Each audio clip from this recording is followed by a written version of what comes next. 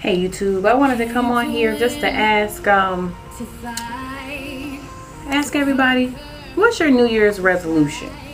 Every year, let me say this, I'm not a superstitious person. However, I do have one tradition, is what I call it, is that usually whoever I bring in the New Year's with is the person that I'm with the whole year. I usually like to do that with my very best friend. However, since we have not been living in the same state over these last few years, I always make sure that I do call her like at 12 o'clock, in 1 second. So, or if I'm not already on the phone with her, saying Happy New Year. So, that's just my little thing. But I do always usually have not a resolution. There they go again. But not a resolution, but I try to set goals for the new year that I want to keep to. I never set those ones like, I want to lose weight or things like that. I try to use a mantra, if you will. I usually have a theme for the year, and I usually have a theme song for the year. Unfortunately, I do not remember what my theme song was for 2010 because I don't think I really set one. Well, yeah, I did, but it was kind of later in the year. It was DJ Khaled, All I Do Is Win, Win, Win, no matter what, get money on my mind, that whole thing. So I haven't really put much thought into my 2011 song yet, and nor have I come up with my mantra for 2011. I remember one year I got my mantra from Joel Osteen, don't let the devil steal your joy. He said that, and it just resonated so loud with me that year that I just held on to that all year long. Whenever I felt something, just not going right, first thing I would think of is, don't let the devil steal your joy. That's how he says it, So this year I'm not sure, but I'm already thinking I'm going to be meditating on this, what my mantra will be for 2011 and what my theme song will be for 2011. Listening to my iTunes so that I can kind of get my song, for 2011.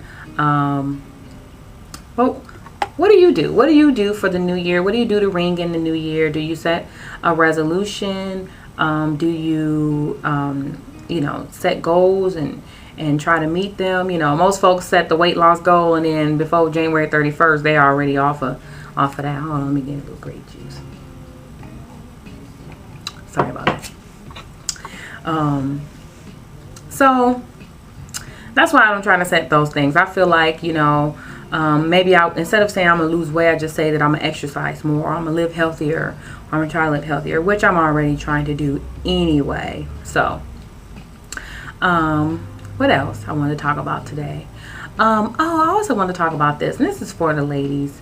And you know what? It can be for men too, because it's just really about love. And as I explained to you before, that I'm a lover, and I'm one of those kind of people that just put myself out there in the middle of the street every single time. And whether I get ran over or I make it to the other side, I take the risk. I take the plunge every time. I've never been the one who just closes up, her heart and, lock it up and throw away the key. And, when some dude comes along, got to go through hell and high water in order to get me to respond.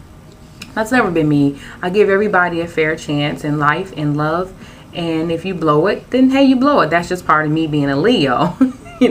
I'll be friendly and I'll be loyal to you if I consider you a friend. However, once you cross me, usually it's curtains.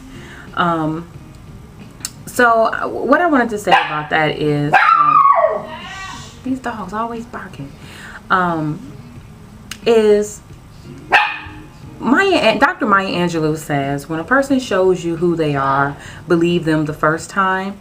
And we have to be diligent to be aware of what someone is telling us about themselves. And we also have to be mindful, and we have to know enough. We have to have enough wisdom to pay attention to that and heed that, which means that you have to not only pay attention and see it, but if you see it and you know it's not right, you need to go in the other direction. You know, for example, if, you know, a man is not approaching you the right way, or even if he does, if you've been dating this guy and everything has been everything, and then all of a sudden you see a little, you know, a little something that just doesn't sit right with you, and maybe you might ask him about it and he might tell you this, that, and the other. Believe what he tells you. Believe what he tells you the first time, because I'm sure that it will come back to bite you in the end. And we can't be so blinded by love, I should say, that we forget what we want out of a relationship, because that is important. And if someone's not meeting that, or if there's something that you absolutely cannot live with or compromise on, then you need to let that person go. And I mean, it's not a bad thing. And see, that's the thing. You know, I don't look at it as a bad thing. I look at it as, you know, I'm going to let you go so that I can grow, and so that you can grow. And if you do grow up out of this, you know, situation, or this, you know, whatever, you know, then if it's divinely inspired, divinely written, it's God's will, God's purpose, if it's my destiny, then it will be. It will be. I believe that. I believe that wholeheartedly. And I'm not so great that, you know, that I'm perfect. I'm not by far. However, you know, we do know what we can and cannot tolerate in life, at our work, in relationships, in friendships. We know what we can and cannot tolerate. For instance, I cannot tolerate a liar. I just cannot. You can do, you know, you can pretty much do anything else. I have a high tolerance level for so many other things in life. However, you lied to me, that's like the closest way to get canceled. Or not the closest, the quickest way to get canceled in my book is just to start lying. Especially if you're lying about something that doesn't even require a lie. That is the worst. But, you know, we just have to be mindful, you know, of what folks are telling us. We have to believe what they tell us the first time, and you have to heed it. You have to take strong note. You know, you have to listen to your inner self, your inner voice, your conscience, your angels, your spirit guide, you know, whatever you call it, the Holy Ghost, the Holy Spirit. It's, you know, to me, it's all working in the same manner to edify you and to, you know, make you aware of things that you normally would not be aware of. You know, I pay attention to all of that. You know, I pay attention to all of it. And if your gut feeling is telling you to go left, then you need to go left. Do not go right. That's pretty much what I wanted to say today. Get out into these streets out here, and like I go places. I don't go nowhere, y'all. I'm gonna go out here and take the kids to the mall because they want to get out the house. But I just wanted to say that today. You know, so many things are happening around these times, and you know, we can't afford to waste time. You know, time is the one thing you cannot get back.